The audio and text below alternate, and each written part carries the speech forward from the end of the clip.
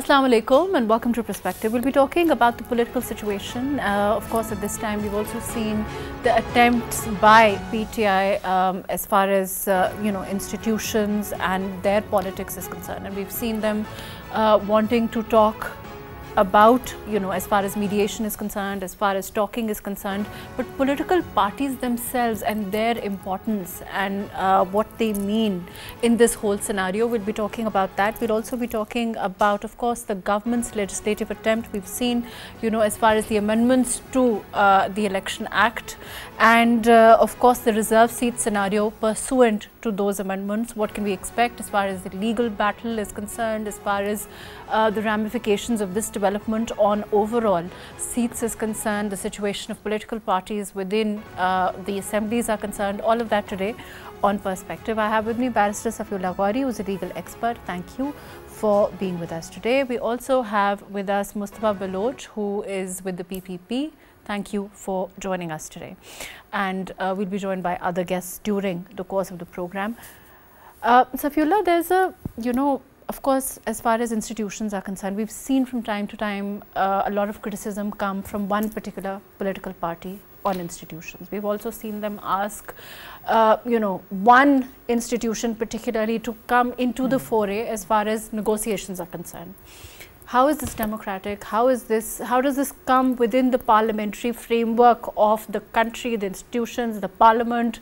They say that they're a parliamentary party, they say they're a political party. How does this work with them? I completely agree with you. And, obviously, I take it that you mean the PTI, yes, referring to the military establishment of Pakistan. And that in itself is what the biggest problem is, that the political parties themselves are behaving in the most apolitical manner or the unpolitical manner possible. What they want is, they are literally asking for extra constitutional, extra judicial, extra intra-virus interference into the workings of the country. And then they expect that the country will then take course and everything will fall into order and the law will be established. It does not happen that way. You, as a political party, you have to lead by example. And if you expect that you are going to ask another political party, another institution to come and intervene on your behalf, then you should be fully prepared for that institution to intervene on somebody else's behalf as well, because that's what you're doing. You're opening up the constitution to unlimited interpretations. You're opening up the legal arena to all sorts of different players, which you should not be opening up to. They say that it's about empowerment, and when you talk to the PTI, invariably the answer is that they want to talk to somebody who's empowered. Is this an insult to other political parties? Are they saying that nobody is empowered? Are they saying, what are they saying? Right? Mahrukh, honestly, it does not make any sense to me. So if let's say political PTI itself was in power, would they say themselves that we are not empowered? Would they want another political party to go and talk to the establishment and say that, no, we do not really exercise any power? The problem here is very simple. Every single time a political party in Pakistan loses, they start blaming the establishment. That's a tried and tested story that has gone on since the creation of Pakistan. And it's not just the military establishment. Sometimes they would go on and blame the USA, which the PTI has also done. Sometimes they would go and blame Israel. Sometimes they would go and blame India. They go around looking for scapegoats without ever exercising any introspection. And that's what's truly sad about Pakistan. When I look at Pakistan and when I look at our neighbors across the border, India, what I love about India is the fact that every single time there is an election, nobody starts crying saying that the seats were rigged. They accept defeat in a very graceful manner. Why can we just not accept defeat in a graceful manner? And if we continue to behave like this, this is a reflection of our very immature political culture, which makes me really wonder if we are even ready for democracy. Because if this is how everybody is going to behave, and once again I want to clarify here, PTI is not the only party that is guilty of this. I think all other political parties have also time and again done the same thing. I think that's a fair question at least. Let me go with that to Mustafa Baloch. Ji, Mustafa, can you hear me? Yes, Mahrukh. Mustafa, this is, I think, when Safiullah Ghauri here says that this is, something that from time to time we can, in all fairness, say that other political parties have also done. Maybe not to the extent that we see the PTI doing, but it has been done before. Why are we so against democracy? I mean, of course, it's clearly against the norms of democracy. It's clearly against, in fact, an insult to political parties, the political process that we see, at this time, parliamentary style of politics itself, democracy that we keep talking about. Why is this so entrenched within our politics, in your opinion? Well, Mahrukh, as far as Pakistan People's Party is concerned, we have sacrificed our leadership just to revive the democracy in Pakistan. So we would never want anybody to uh, derail the democratic system of Pakistan. But one thing is for sure that the Anarchy Khan, who is currently in Adiala, even if he goes to the PM house, he's the same. He's the same guy. He does the same things. Currently, the PTI is making sure that the country does not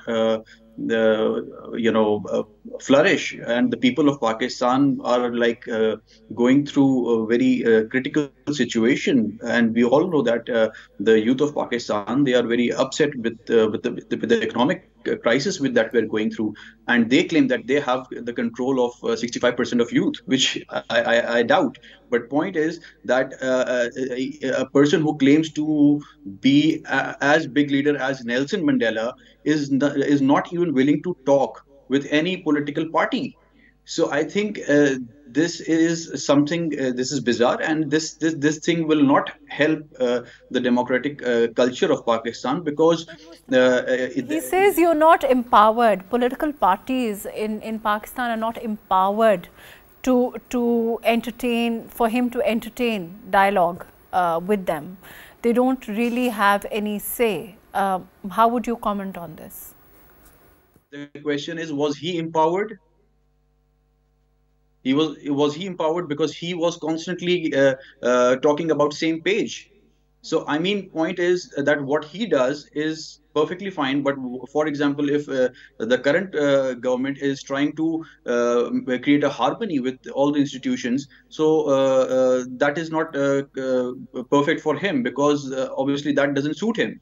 So the government will not, or the other political parties would not perform on his dictations. But Mustafa, there is also, what you are saying, fair enough, but the question is that are you also, and other political parties, of course, the government at this time, the PMLN also, the PPP, the allies, are you also, I mean, of course, the reality is that PTI does have a significant number of seats, and that reality is undisputed. And for all political parties to come to terms that then they are in fact an effectual opposition, and for them to deny their existence is also perhaps not the best case scenario in a democracy. Wouldn't you agree with that?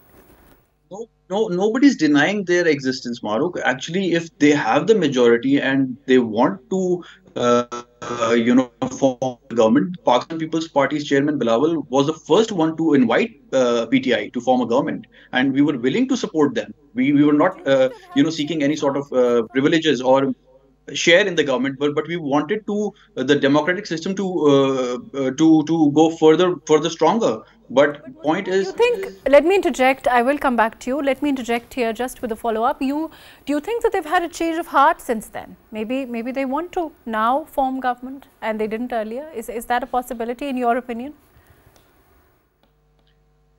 I don't see that the current lot of PTI they're clueless. They are neither acting as an opposition party, neither they want to form a government, because if they had to, they would have at least engaged any sort of political dialogue with Pakistan People's Party, or maybe any other political party.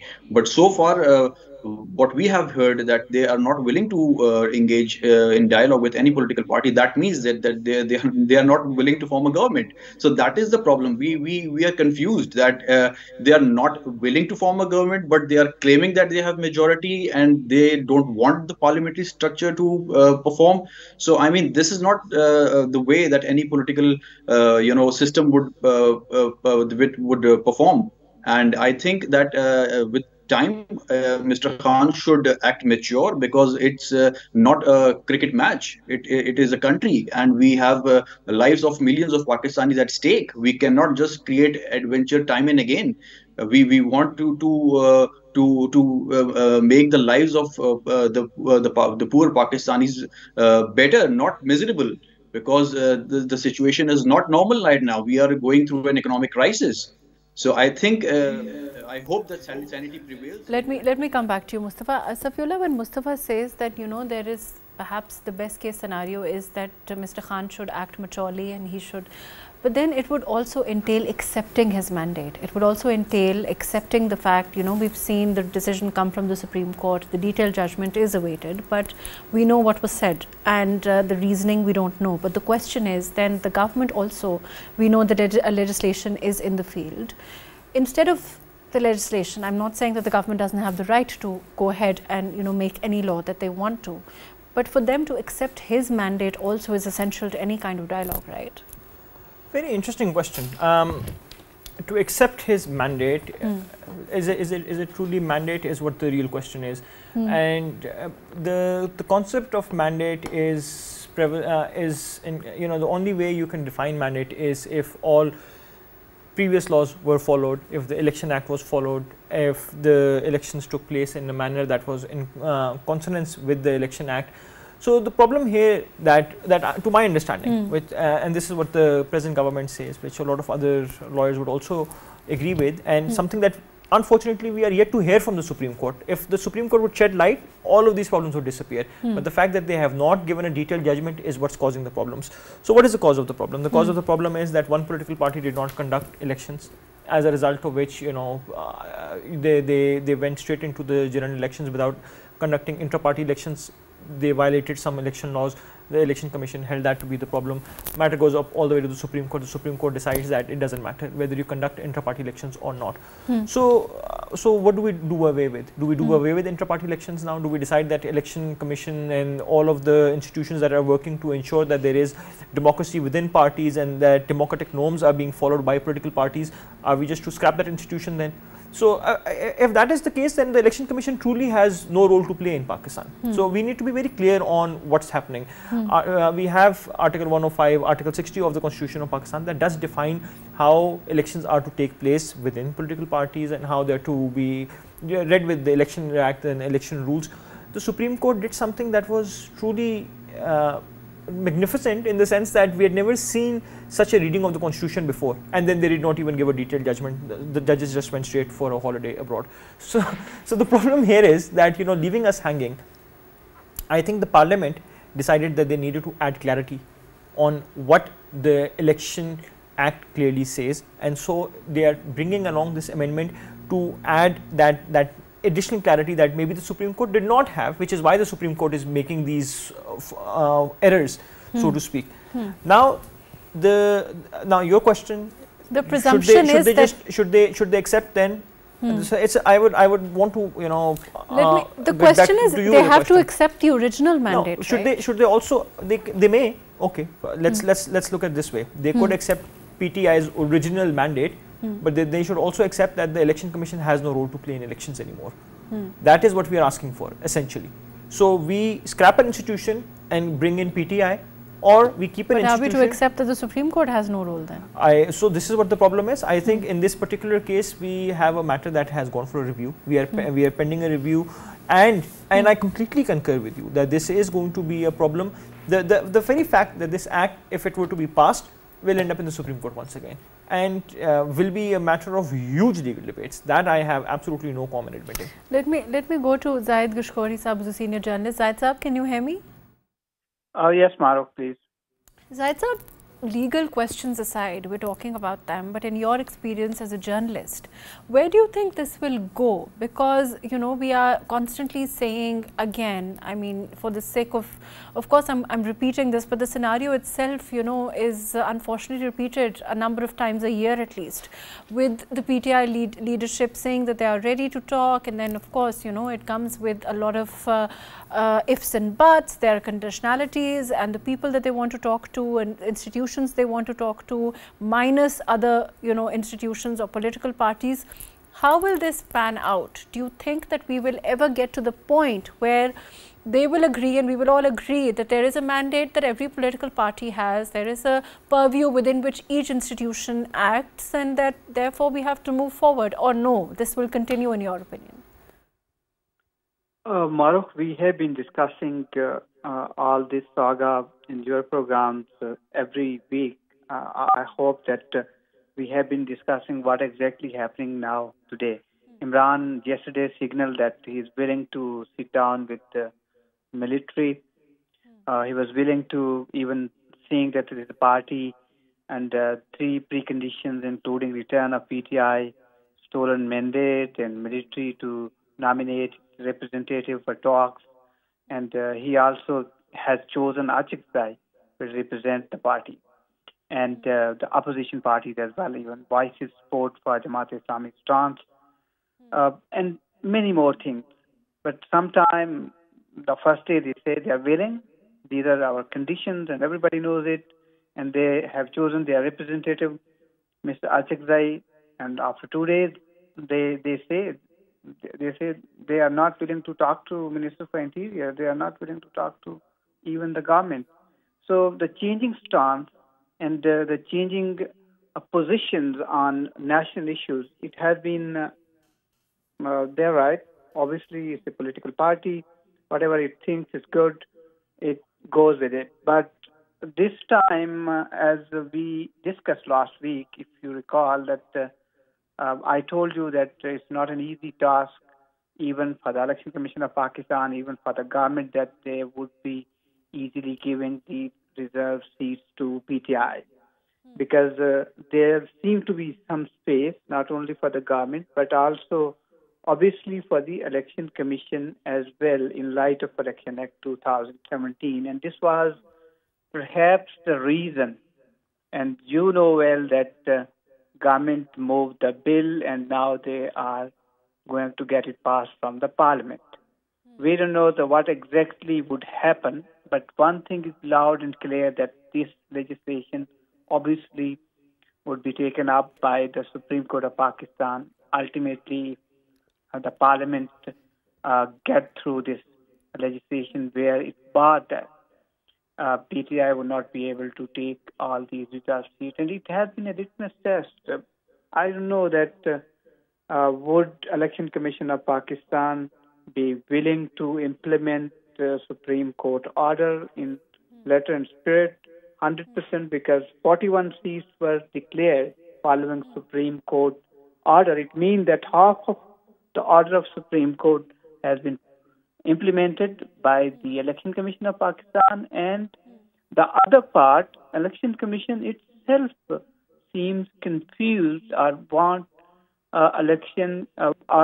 Supreme Court clarity on the issue that those 39 candidates, now their member parliament, did not fill their forms properly, showing their willingness. Either they would be representing PTI or any party, or they would be sitting on opposition benches or on treasury benches.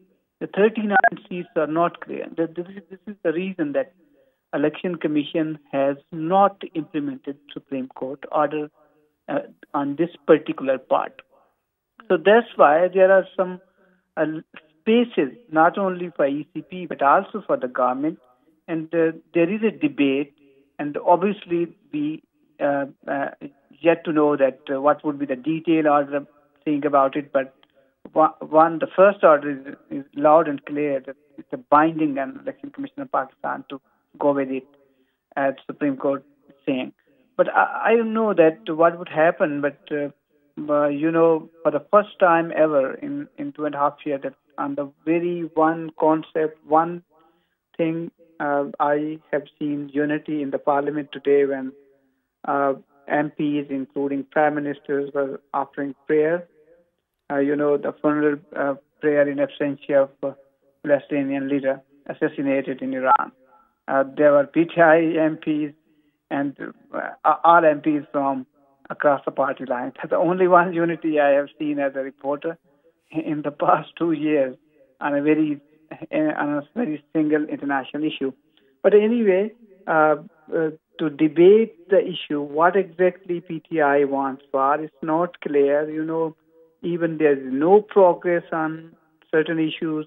They can go one by one with different circumstances, but Supreme Court be playing vital role because the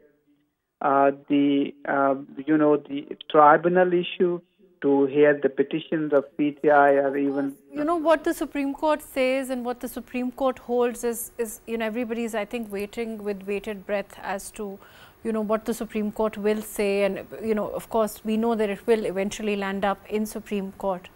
The way that it looks like, I mean, that seems to be the popular opinion. But in terms of the scenario within the parliament, I'm going to go to Mustafa after this, but in terms of, if there are those seats, whichever way they're decided, if those seats go to PTI or they don't go to PTI, or these are, independent candidates, whatever the scenario is, the question is, why is there this essential need to talk, in your opinion? I mean, let's talk about the scenario. There's a scenario where, there's a clear divide in people's vote, so to speak. We know that there's not a clear-cut majority. There is, in the sense that there's no 2/3 simple majority. Also, we see there are allies, and that's how the government is. Why can't there be why can't the parliamentary procedure and working relationship continue in that scenario? I think, in my view, that even the opposition is not united on multiple issues to sit with the government. It seemed to me as a journalist that uneasy alliance of JUIF with PTI and obviously and not goodwill gesture being extended by Achakzai party with PTI in the past. So it looks like that the unity lag behind to push the government, even though the PTI announced the protest, even Jamaat-e-Islami is protesting now, but the momentum we were expecting, anybody was expecting, that people are not happy with the government on taxes, on certain issues, the trailblazing, different billing. So there seemed to be a momentum at that stage of time once. But not even now. PTI took back its stance about the protest. Jamaat-e-Islami could not take off with a very... I know this, that the party has authority to mobilize people in the streets, to bring the people, to pile up the pressure on the government. There might be in coming days, but at this stage, it looks like that the opposition stand divided on certain issues, and this is the reason that the government is not going to listen to their demands. This is the reason that they are not going to sit together with PTI. Even they announced first, they formed the committee 2 weeks back, and even PTI formed the committee, but not a single meeting could be held.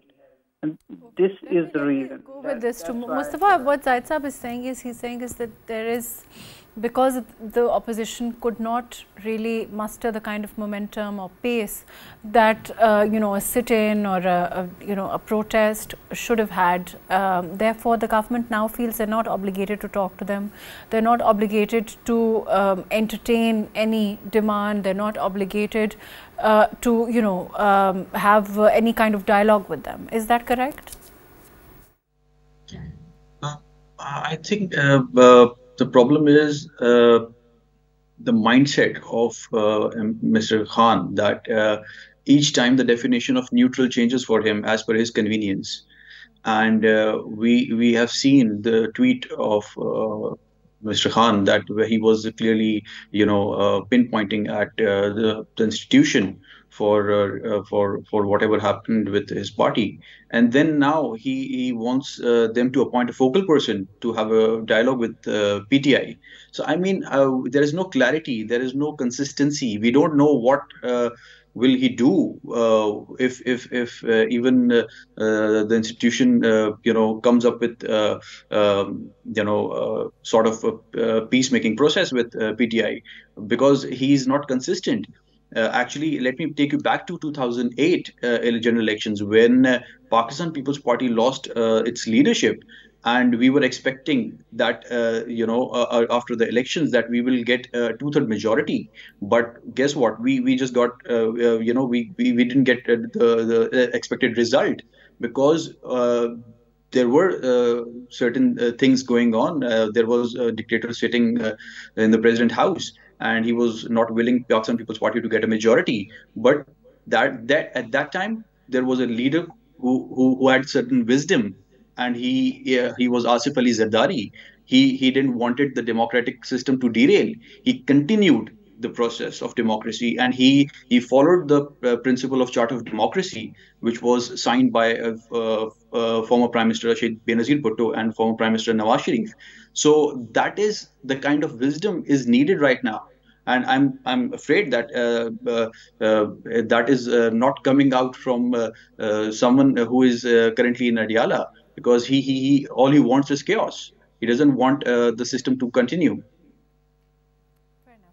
Do you think it's about, Safiullah, it's about, transparency, it's about, there's a lot of neutrality according to, the PMLN. We've seen Ehsan Iqbal Saab's statement. He says that, the military has decided to separate itself from politics since 2018. And, they, of course, are, they have their own power, they have their own ambit within which they work.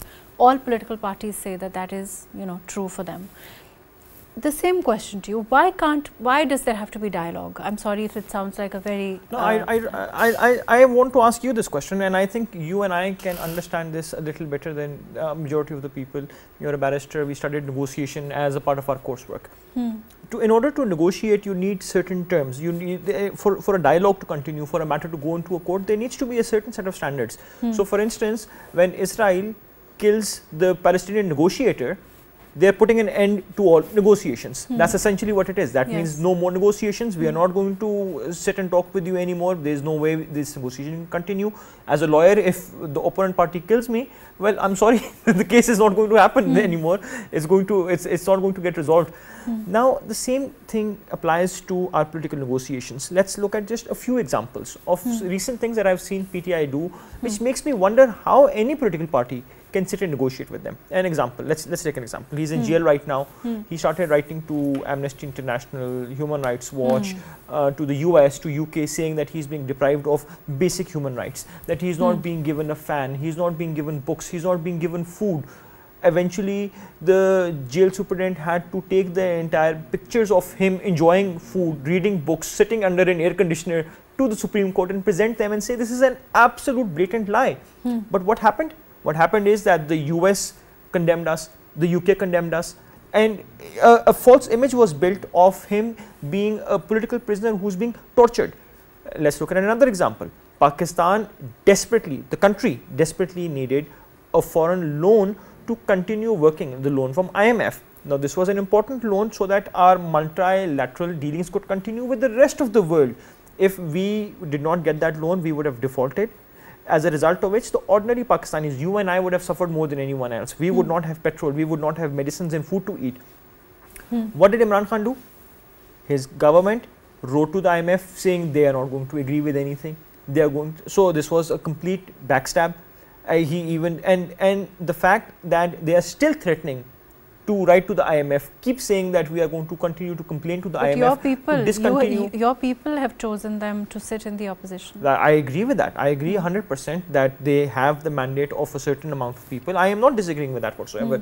But this is a political party that is so radicalized that says that they would much rather sit and negotiate with the TTP than with the political parties that are currently in the parliament. So they have made their intent very clear. They do not want to negotiate. If you do not want to negotiate, just like Israel does not want to negotiate. But they do, but unlike, I mean, I don't know, they do come out and say from time to time that let's, now they're willing to talk. So once again, let's look once again at what Israel is doing then. Israel keeps saying that they're willing to negotiate, they're entering into hostage negotiations, but in effect their actions are that they go and kill the hostage negotiator. So the fact is that their actions are very contradictory to what they are consistently saying, and which is why, as the rest of the guests have also said, we don't know what to believe when they say anymore. There is nothing to back up what they are saying. If they are serious about negotiations, they need to stop constantly threatening people constantly trying to hold Pakistan hostage.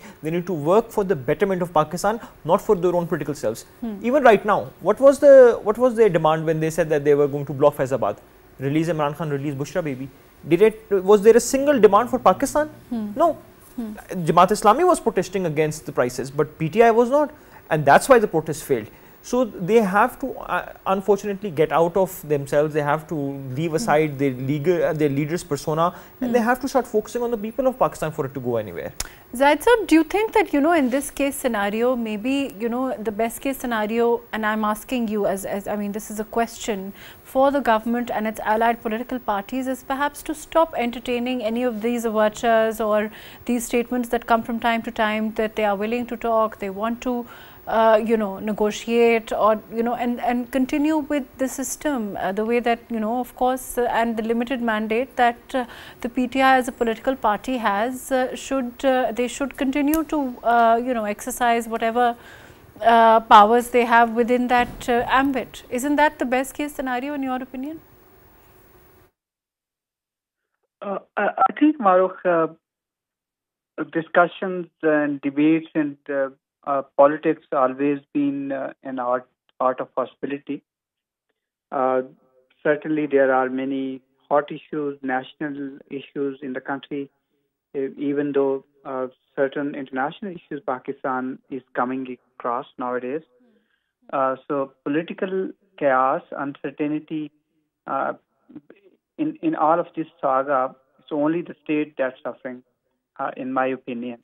And our chaos or not, I mean, the question is, our people have, there are people within you and us and, within Pakistan who have voted for them, if we are going to go with the kind of results that we've seen.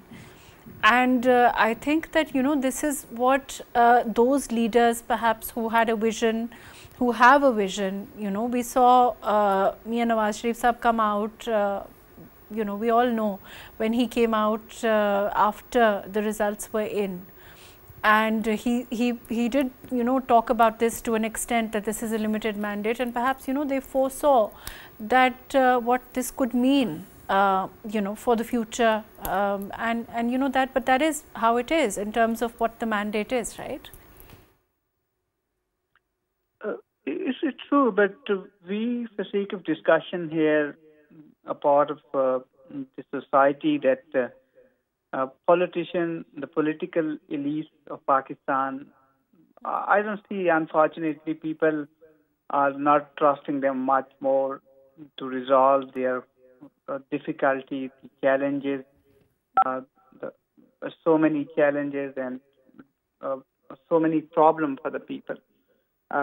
In far-flung areas, the representations, and even though now the it's a hike and poverty increasing in the country, ultimately we talk about, I mean, we talk about poverty, we talk about the real issues of the people, and we talk about price hikes, for example, or inflation, or those real issues of the people.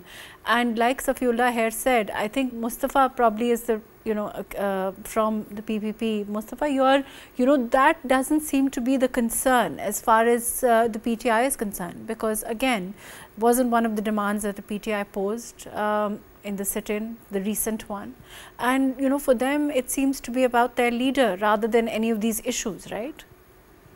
Exactly. They are not concerned about the common issues which people are facing right now, and I don't think so. They are interested in even sorting these issues out, because if they were interested, they would have at least in Parliament acted as as mature party.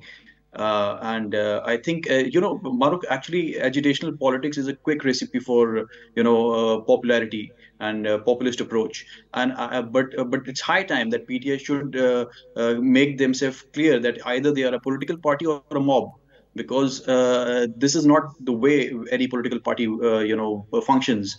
Because they should at least see, we have our leadership, we have seen our leadership in getting suffered in political victimization in during Khan's era, but we could have also seek any sort of agitational politics, but we did not opt for that, because right now the situation of Pakistan is not that sustainable that we should confront each other and create more chaos. So I think if they are willing to talk, then I think the government will also make a gesture, and even all the political parties are still. Right now, I was watching the parliamentary session, and where Raja Parvez Ashraf, the member of Pakistan People's Party, he was asking the Prime Minister to engage in talks, and so that the country comes out of this political chaos. So, see, we are willing to talk right now also. We don't want them to feel that that any political party is cornering them. Okay, Safiullah, what happens? What is the worst case scenario in your opinion, in the sense that for the government, for example, if these seats are given to the PTI, what happens then? Oh, this is what I'm most afraid of, and I say this as somebody who is genuinely concerned about Pakistan. So, and I always say that this is a great question to ask. Let's project into the future and try to figure out what's going to happen if PTI does take power. Let's say more than the seats. I want them to take the seats. If it gets those seats, the question is those seats which are an issue at this time. If it gets those seats, what does that mean? So it will obviously become the biggest party in the parliament, right? And if it were to do some political wheeling dealing, it might be able to successfully have a vote of no confidence against the Prime Minister, much like it was done against Imran Khan himself, and then be able to take hold of the power. But barring they don't have that kind of vote of no confidence, if they exist in the parliament, I'm saying. If they exist in the parliament, they would serve only to block all acts and ordinances that the parliament is made for. Thereby exposing themselves more. I don't think people really care so much about people getting exposed. That's the problem. If it was being exposed, then maybe them sending letters to the IMF would have been a major exposure. If that was the case, then there were many other instances where they could have been exposed. But the followers of all political parties, once again, not just PTI, the Jalas of People's Party are famously known for being extremely myopic in the way they look at their parties and ignore all other things. They just follow the leader. There's a cult following of these leaders all across Pakistan. PTI has perhaps the worst cult following. Okay. So the cult followers will never look at anything that is happening in the parliament. They will always continue to wonder how their leader spoke to someone, how he raised his hand, how he's so charismatic, and how he has all this bravado around him. And that's really what you see on the social media as well. Do you actually see them talking about good, substantial policy matters, or is it always about how he's prancing around like a lion and everybody else is afraid of him? But the question is, any political party, for example, the PTI, do they have the solutions that the people of this country need at this time? Certainly not the PTI. That we know for a fact, and we know that for a fact because we do not even see anything akin to a shadow cabinet in PTI. The Pakistan PMLN, to me, appears like a better option only because they seem to have at least a manifesto which came very late in the day, by the way. Remember, PMLN was the last party to have a manifesto, but it is the most comprehensive manifesto. It lays down exact policy changes that are workable. People's Party, of course, does not even have a working manifesto. What we saw there, this was very laughable what they came up with right before the elections. And PTI, their whole manifesto seems to be around the lines of just getting Imran Khan into power and he'll magically fix everything. I think we need a clear roadmap on how things are to function. There are smaller political parties that seem to have a very well established, very well thought out roadmaps, such as the Awami Workers Party, Haquq-e-Khalq movement. These are homegrown, organic, small movements comprised of professors and intelligentsia of the society. Who don't have the numbers. But they don't have the numbers, and that's what the unfortunate. That goes on to show that the people don't care about what the mental output is. People seem to care a lot more about how charismatic one particular individual is, and they would much rather focus on how somebody speaks and how the art of rhetoric goes, rather than what the logic of any of their matters, any of their programs are. Zahid sir, do you think that, I know that, Safiullah doesn't agree. He says that exposing certain, inadequacy, inefficiency in governance is not necessarily something that our people acknowledge or care about.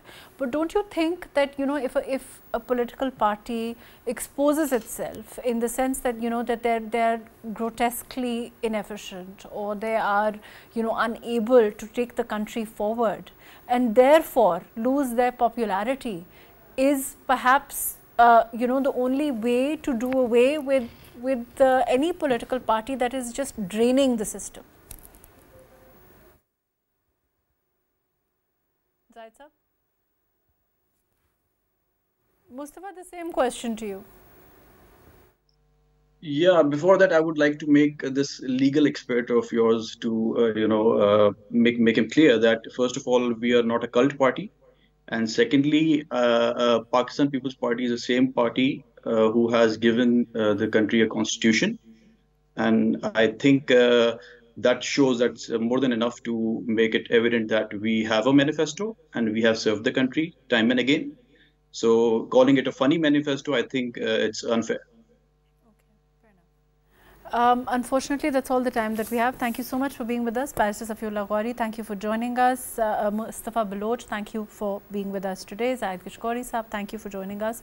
Overall, of course, as far as the issue of nominated seats are concerned, it seems to be, seems to be a case which will invariably, and that seems to be the popular opinion, land up in court. What the Supreme Court holds as far as these seats are concerned will of course determine largely the numbers in the assemblies, and therefore have a huge effect on the number game in the assemblies. But the question is, when we move forward, are we thinking about the country? When we move forward, are we thinking about the policies? When we move forward, are we thinking about those issues that plague the people of this country? Are they relevant to certain leaders coming out of detention? Are they extremely relevant to the issues of Pakistan as they confront the people of this country day in and day out? Those are the important questions that perhaps we all need to focus on for the future of Pakistan. Thank you so much for joining us today.